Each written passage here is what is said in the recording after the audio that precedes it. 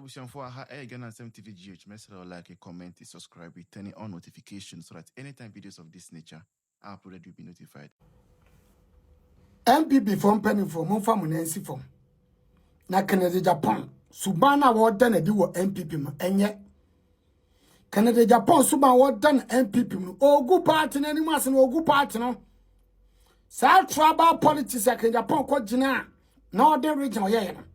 Eya dia adwuna da Canada Japan trim ene ekuo bi a ansa na no se wo abrochiri anase wo Ghana ha na wo program bi ete say engagement wedding anase funeral na ope obi a obeba betwa video no ede ama anase oba betwa pictures na me kire quality videos anase quality pictures a enfo wani enchirem e wo ba bia say cam hacks na mano ena eda screen ne so no na djuma ho etwa yie papa Ghana ha ba bia wo bia o frena obeba abetwa wo program no ede ama anase empo wo amano ne ena wo hweye ena wo beye program ena wo atoto ania uhu obia obetwa wo program no ede ama wa contact na mana eda screen ne so no obetwa wadwuma no yopo ede ama say quality videos na quality pictures party emfa wani enchirem e wo ba bia anase empo ope bibi te say camera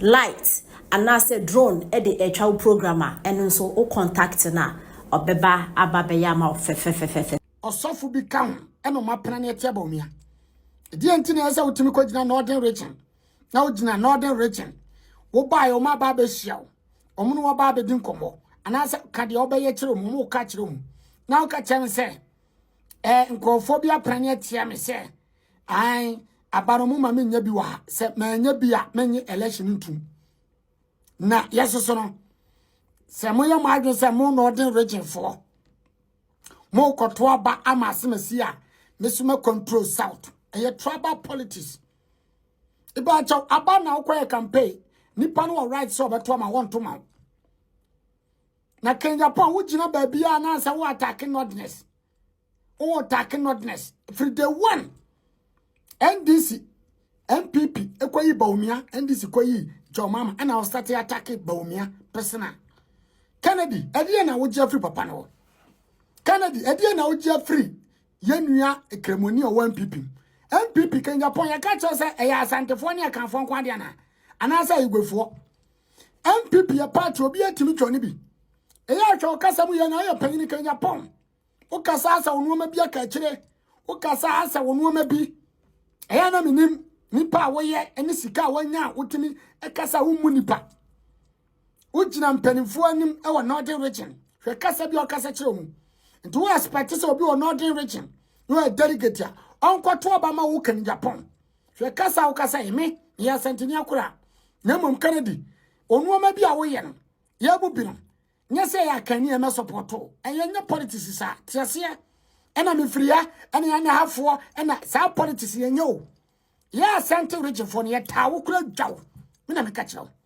ya Ashanti region for no ye doba wo mia etawo kan Japan edwaw ko wonum kasa wo onya material edi wudi panyinanim anase edi wo ye panyini edi kuanim onya leadership material kan Japan Kevin tell am yes MPP ebeguri nya ye wo wuntira NDC fo ania gi a se so mo ye campaign ma no e ye wo kan Japan mo se wo bibia ni mu ye de wo ba omunim se omu akokoduro a o metum de win election kan Japan enye wo aboro ni peyi anka se nka wo MPP wo cha life for my kura se nka wo pray for presidency kura wo MPP e ba aboro ni peyi enti na Kennedy wo ye wo ye no kan Japan da ben na wo yere otisi abontin kwa campaign enso na wo yere nam e kasa kire ni pase MPP ni enti entie na ne enkoto aba ema MPP because wo selfish interest Canada Japan my come say wo Canada Japan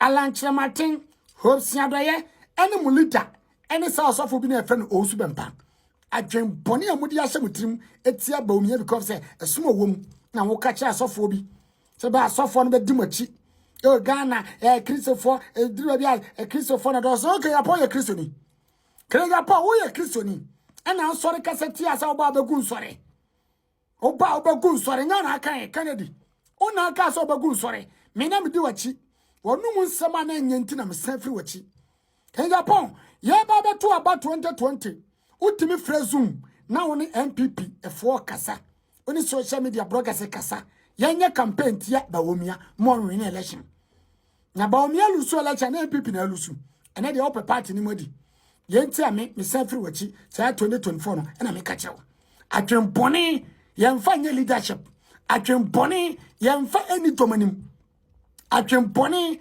yemfa empre abusuan panyin po wabusuam ko wonu kasa ene watani die wadidi mabi ye mu bi ken Japan ye hweso ye hu se Kennedy ye di matter now de time honorable tie okay fresh nigga wo twa eso hey honorable oh please honorable please mbacho nika eso ni kachre obi nuaba obi yire obi ka fense ebetima ka etwa ne kote asem ye nyina ebetima ka bi se obi oba bi twese nsuo te se contestment wodi we pepe president dedi enoma we na ndisi fo bebo tie woni trace buache na wo to abaya no ne nofo na di dinatem na aba no so to ho Kennedy undeserve o papa ebe ka kire o enye usika wanya enye ojapade awo nye ojuma wabie metie efrisi awo mi amanya bedu se Kennedy me now ena mi ni di wonsem nti meka no kura kire panyini ye ka panyini dwedwentwie a de pa chaw eye wo ne ye ena ma obi kasa panyini bi ye dwedwentwie na mo me de me ntimi ka ben kire ba Ghana 40 ukasa imagine say wo ye do abedi MPP anim na NDC for eko campaign ya bo ade we fresh nigga wo twa eso hey honorable oh please honorable please mbacho by force obi beto abeti MPP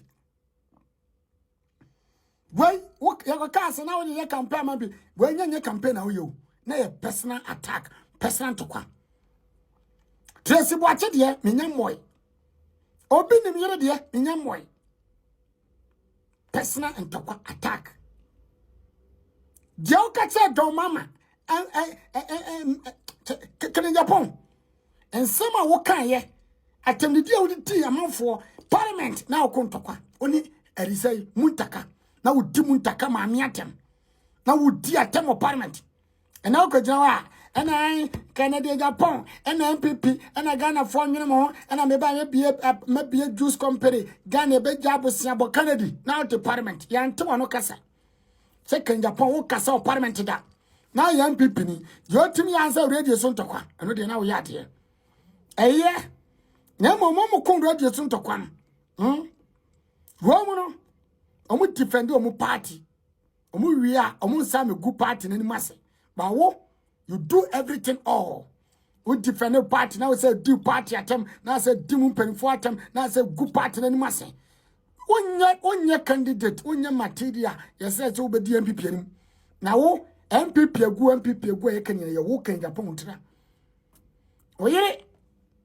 oyere ma me panyini na atwene wo fom wo din samfo oyere nka wo di atam oyere nka why say wo bsia do yere na anu ya me so mu no wo su no ana me yere ana ma wetin aka ya che no mo ko tena TV sino radio sam ka kan samfo kire nko fo yere ni e ka bi a che mo yira na mo private kan Japan oyere na wato wi ga ka sia ma yira hye wanya abaya e ba chaw se wo yere no wo ye na abaya o wo ye na abaya wo su na wo ya nche no wo wuyi yan kra ye di na yeye nkra ye di yire yeye emu ze sa ma me fo ne pe on so wo dress sa no ya kono kakra o yire so de no fo nketenkete kama Kennedy ba sikanti o yire ntwen e bia ba kakra ya wo sugar ma me fo mu tua ma mrante di wo mu Kennedy o yire wo ya abrewa ma mi abrewa no na ote won che me ka be si asem so na udi matem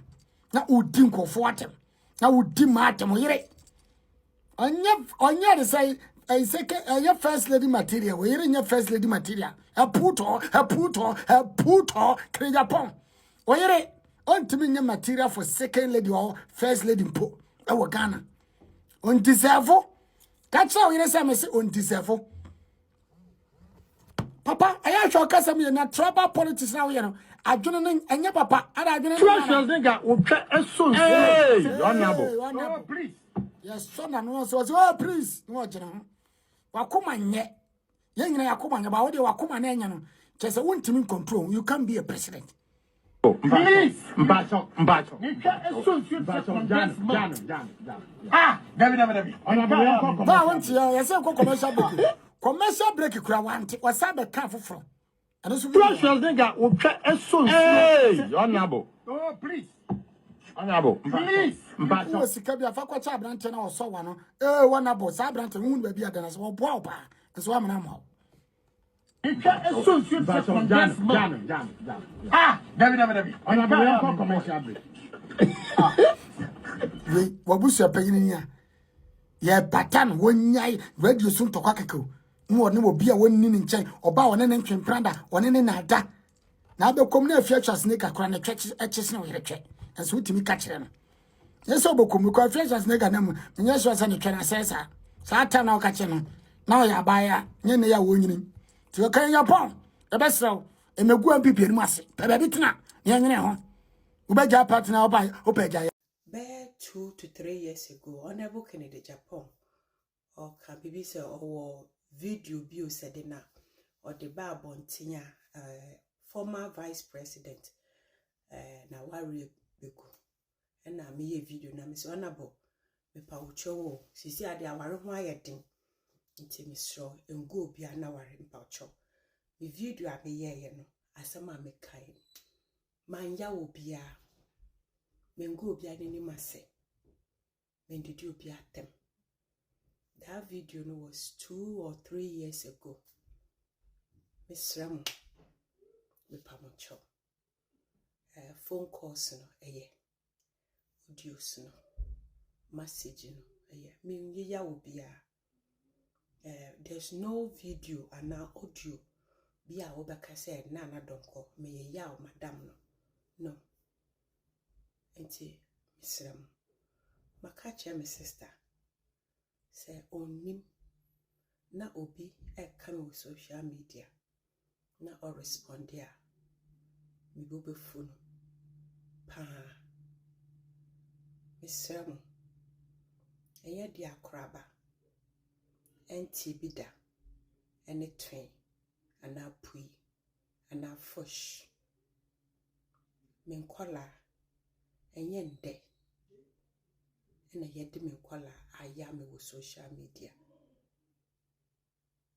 da ena nkrofo bo kwan to ho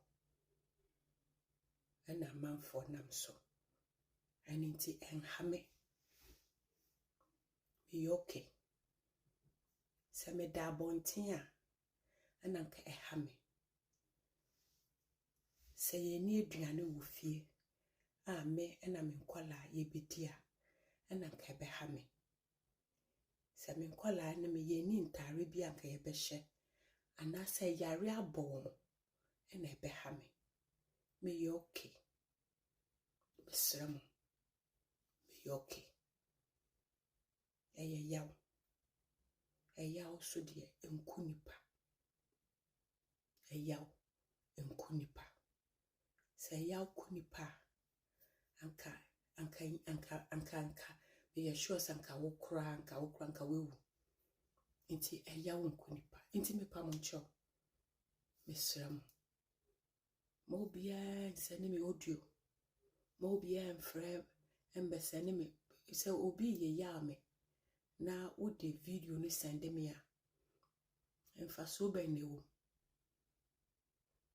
nyansa benewo se wo di kokwa ntumi nchiri ne ba se wo ye so obedi kokwa obedi ne mba no so akam nti menem koko na me di ye no mba no ene eyaw a meji wo social media and me nkwala na you okay me nkwala omo you okay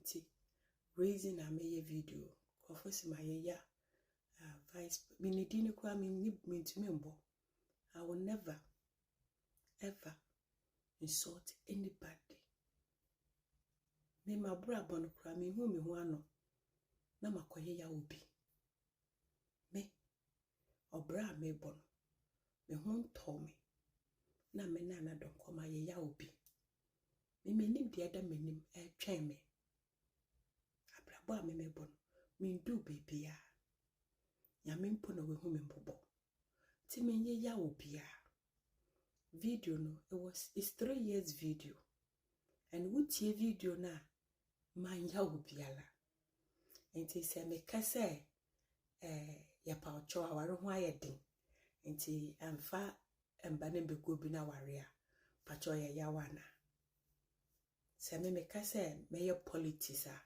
enti me ka yawo de bi se wo hu baby e fiba and me yoke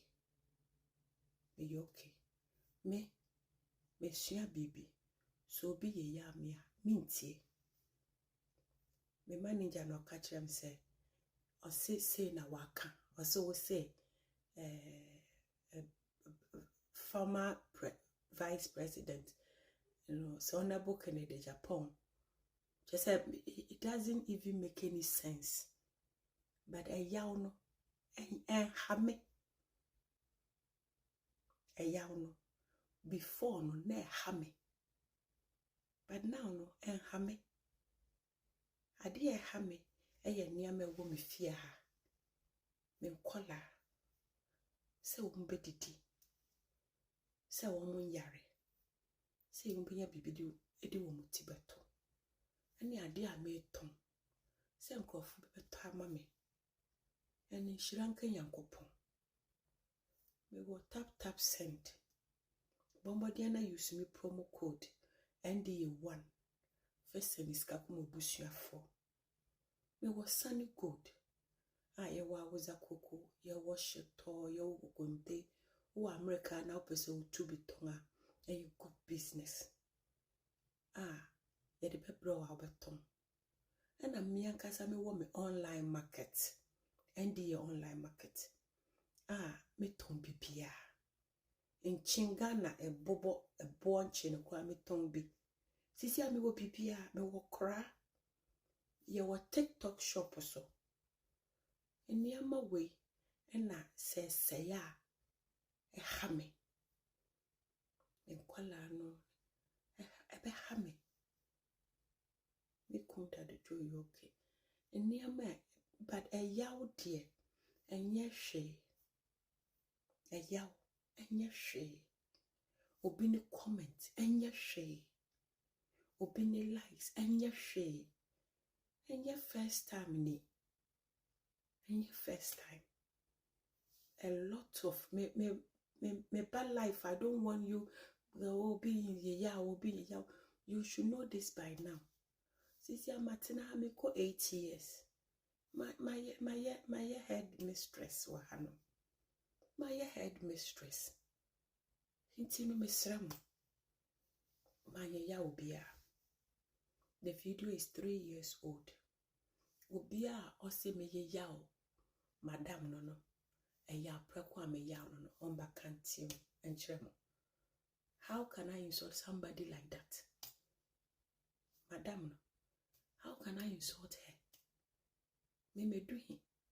But baby madam we wo. How can I insult her? How can I insult Obinaware? Only thing I'm a kind, and this is not even something serious. I just said the honorable. Esro sizi aware mo ayedun ntino e pa chembe go bia na ware wo bibia be ka kegu maso. Bonne ben na me kan. We won't be da. We obi nka be da. Nti as I say wo ti ase say e social media. Social media. Social media ade bia betimi adane bibi. And hame. Men kwala po womu nte. And men kwala ni husua hawomo because womu nim dia memete. And men kwala ni womu nim womu. Okay? Me to me son. Me yemu son engo. Na me kwa fa sawa enshim. Me yemu son. into me yingu. Ti di amen kwala tibia womo ye medie. Miss Remo. Aya, mo bien send them mam. And then my broken nipa bear 5. Send me a yawa, me broke. Fasu niso. O pesa send me a dia, send me sika. Send me sika. O ko kashapa. Me diye nana don't call at 1. Send me sika. Men send me yaw. Boa me. And I many a mamma ton betobi. Many a man a meton. Bedimicha. A yaw dear. Nkunipa ngu hu mpofi senke ayaw egu nipa n'anim asia ene egu hu fia anka me ponko bi mponka so bebe me ti ayaw ngu nipa no hu fi ayaw eye mframa poof ebeko so me da se makache me sister onye biem makache obi twa me timpo e wo social media monja so be me no be hu me honum dear a different story. But social media dear. Ahanum na mete. Ahanum na meda. Aye Daniela.